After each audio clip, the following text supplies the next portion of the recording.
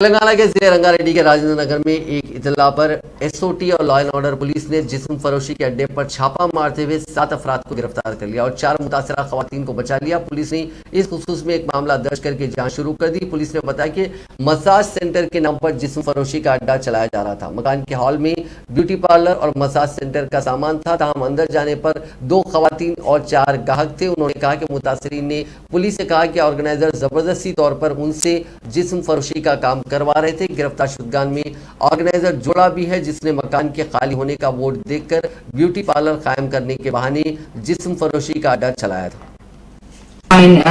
నమ్మదగిన సమాచారం మేరకు మా ఇన్స్పెక్టర్ గారి ఆదేశాల మేరకు నేను మా సిబ్బందితో పాటు హైదర్గూడలో ఈస్టర్ థియేటర్ ఎదురుగా ఉన్న ఒక బిల్డింగ్ లో డబుల్ బెడ్రూమ్ రూమ్ లో ఇట్లా మసాజ్ సెంటర్ నడిపిస్తున్నారు. మసాజ్ సెంటర్ పేరుతో ఇంకా ఇల్లీగల్ గా వర్క్ నడుస్తుంది ఏదో అని చెప్పేసి మాకు సమాచారం అందడంతో నేను మా సిబ్బందితో పాటు అక్కడికి వెళ్ళి చూసేసరికి బయట హాల్లో ఒక డబుల్ బెడ్రూమ్ ఇల్లు తీసుకుని ఉన్నారు. హాల్లో మాత్రం మసాజ్ సెంటర్ బ్యూటీ పార్లర్ కి సంబంధించిన మెటీరియల్ ఇంకా కనిపించింది.